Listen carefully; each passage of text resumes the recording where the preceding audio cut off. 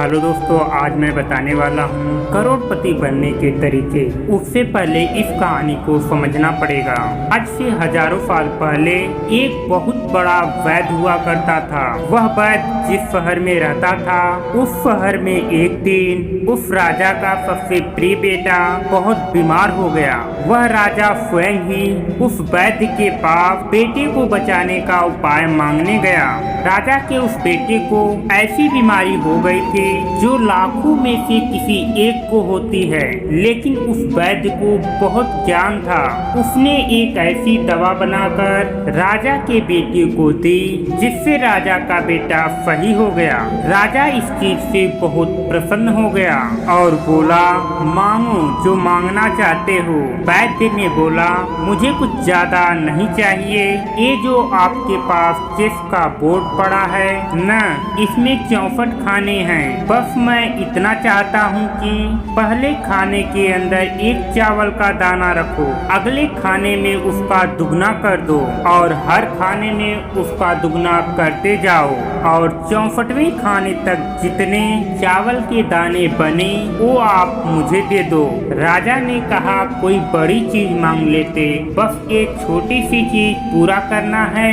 राजा ने खुद उस काम को करना शुरू कर दिया। पहले खाने के अंदर चावल का एक दाना, दूसरे खाने में 2 दाना, तीसरे खाने में 4 दाना और चौथे खाने में 16 दाने और ये 10वें खाने तक जाने तक 512 दाने हो पाए। ये देखकर राजा बहुत खुश हुआ। सोचा कि उसने इतनी छोटी चीज मांगी है। 20वें खाने तक चावल के दाने 5,24,248 हो गए।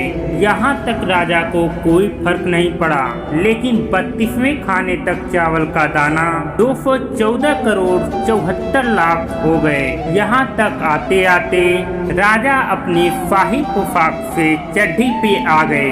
पर जब राजा 64वें खाने तक पहुँचा तब चावल करोड़ों से खरबों में पहुँच गए और चावल इतने हो गए जितने कि देश में तो क्या पूरी दुनिया में भी नहीं है। इसलिए उस राजा को अपना सारा राजपाट उस वैद्य को देना पड़ा।